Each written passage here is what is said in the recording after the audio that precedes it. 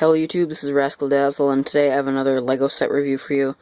It's of a Hobbit and Unexpected Journey set, and it's set number 79002, called Attack of the Wargs. It's 400 pieces, and retails for $40, or $50. It could be 40, but I can deal with 50. It's not a big deal. And this is this is probably my third favorite Hobbit set, behind, only behind the Barrel Escape and An Unexpected Gathering. So yeah, it's a great set. You get Yasnag, 2 hunter orcs, Thorin, and Bifur, the dwarf. I think I'm pronouncing that right. Anyway, let's go into let's start with the instructions. Just one instruction booklet, pretty decent sized, as you can see, about almost around 70 pages, about 70 pages. Here's your extra pieces. You get an extra mushroom. I love that. You also get an extra mushroom in the escape from the Mirkwood spiders. So that's really cool. And then you get an axe head, an extra axe head. That's really cool. Then you get an extra bone and a torch and some green cheese slopes, and I don't know why they call them that. And then some studs and some nice little smaller pieces. I love that mushroom. That's a really cool piece, if I haven't mentioned that a billion times. And here's the box. Pretty decent sized box. Oops, crushed the hunter orc. And there's the back. Shows you you get a lot of weapons too. Oops. Okay. Here goes it. Oh, okay. First, I'm gonna start off with these two little fire clump things you get. Sorry, I accidentally hit the zoom button. You get these two little big clumps of fire. They're made pretty easily, but they're really cool. I think they're meant to be thrown out of the catapult at the tree, which I'll show you the catapult in a minute. So those are pretty cool. First I'll show you the hunter orcs that you get.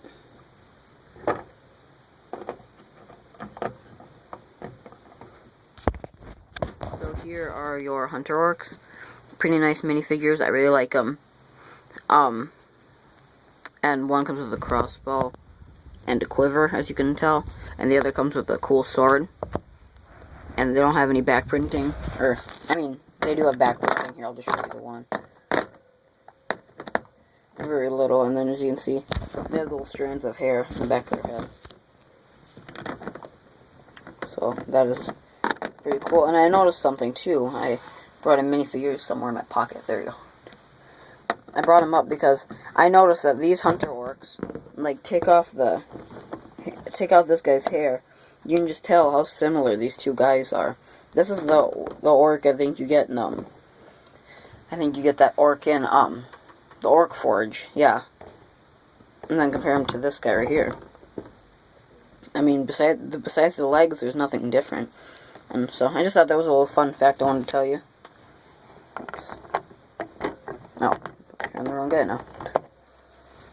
But yeah, so you could use these as orcs if you wanted to, like just regular orcs.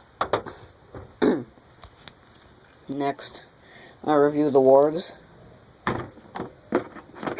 And oh dang it, each of these wargs come with a piece like this, and then a saddle to put on the back of them. You know, like in case you want to ride, you want somebody was gonna ride them around. But I kind of forgot the saddle for this guy, and I forgot the white piece for the other warg. So just kind of bear with me. So as you can see, pretty cool warg. I love the piece. If you want to, you could almost use it as like Sirius Black in his animagus form if you're a Harry Potter fan. Although he looks kind of evil. You could even maybe pull it off as Lupin as a werewolf. Sounds kind of like a car turn signal to me. Or like a clock ticking or something. And then, if I click him down here. Then he can like sniff the ground for trails of the hobbits. And that jaw is a separate piece too. I don't think you can really fit much in there, but still. And then here's the other warg. basically the exact same. I don't need to go into any detail, except for he has the saddle. Like I said, they both come with saddles and little pieces like this to put in the back. I just don't have that piece for the white warg right now. Oh, sorry. It's kind of early in the morning. I'm tired. There's Yazneg. If you remember, this actually isn't accurate because Yazneg wasn't in the scene. It was actually that other main orc guy, that giant one that Thorin was fighting, because Yazneg was already dead by this scene. But I can almost guarantee you the reason they didn't put that guy in the scene was because, like in the last movie, I'm guessing they're gonna have like a giant showdown, like a giant big standoff, and they're gonna make a set with him and Thorin in their big standoff, and he's gonna be like exclusive to that set. Just watch. I mean, I kind of know how they do this kind of stuff. Got the cool bone axe. If I knock that out of his hands. Some nice printing. Back printing. Kind of reminds me of that one pig-looking orc from the battle of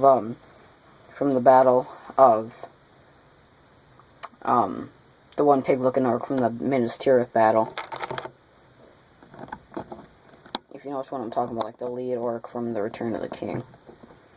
He's pretty cool. And he's got that cool bone thing around his neck. Now I'm going to show you this big rock feature thing right over here. So what it is just like this giant rock cliff thing. You got a skull and a bone under it. Built on these base plates, and that gap is in the middle. I'll show you why in just a minute. You know, that's meant for like, even it shows on the box. You can put like one of the orbs right here, you know, like have them climb up. And also get close to the tree and try and jump on the tree. And that's cool. And the function for this is, I just set the camera down. I'm sorry, that's the bad part about filming with my camera. I can make videos over 10 minutes, but I don't have a tripod. So I have to hold the camera the entire time. Get this little launcher thing that disconnects from it. I personally like them connected, but this piece can disconnect. You can throw these little rocks with it. So you can see. You know, just kind of launch it like that. And these fire clumps, like I was saying before, I'm guessing these are kind of meant to,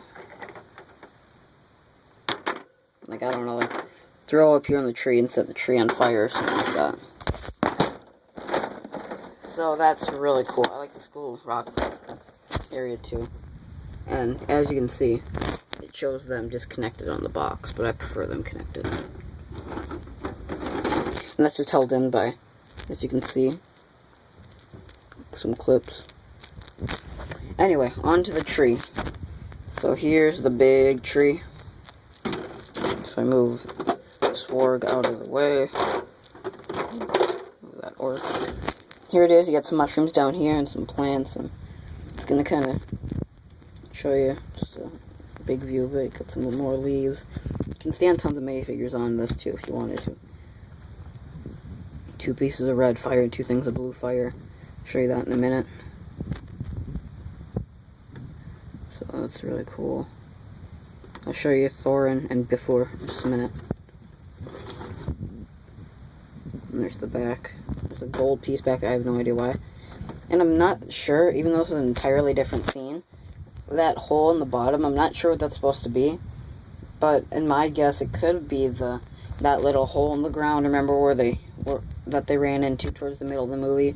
And that's where they found Sting and a couple of other elvish swords and hidden down in there. It was like this weird pit in the ground. But I know it was a completely different scene, but that's kind of what I thought it might be. I'm not entirely sure what else it could be. Just could fit a minifigure with small legs in there.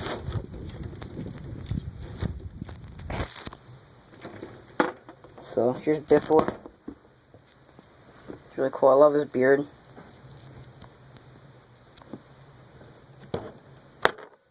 There's his angry face. And this face leads me to believe he's kind of like the dim-witted one. There's his back printing. But that's just me. Next you have the one guy, probably one of my favorite, probably one of the coolest characters in the movie, and one of my favorite minifigs from the entire Hobbit theme, Thorin Oakenshield. There he is. There's a nice, good close-up view of him. Some nice printing, nice sword, nice little axe, even as the smaller piece. Cool hair. I think that's used on Fili and Kili, the dwarves. If I remember the names right, I'm pretty sure it's those two. There's this really angry face. There's back printing. As you can see, it looks like he's wearing some kind of animal skin.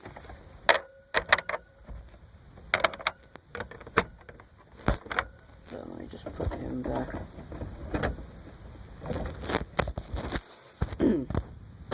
So I showed you the tree. Now I'm going to show you the fire launching function. I'm pretty sure, if you remember in the movie in this scene, spoiler alert, it's not really a big spoiler alert, but I'm just letting you know. I remember there was one scene where they were Gandalf got the idea to light pine cones on fire with the staff, and then they were like throwing them at the orcs. So I'm guessing that's what this fire function is supposed to be.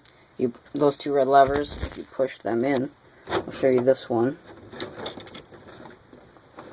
Here, I'll kind of show you side view. Yeah, it doesn't really work well, but it's kind of hard to do with my hand, but...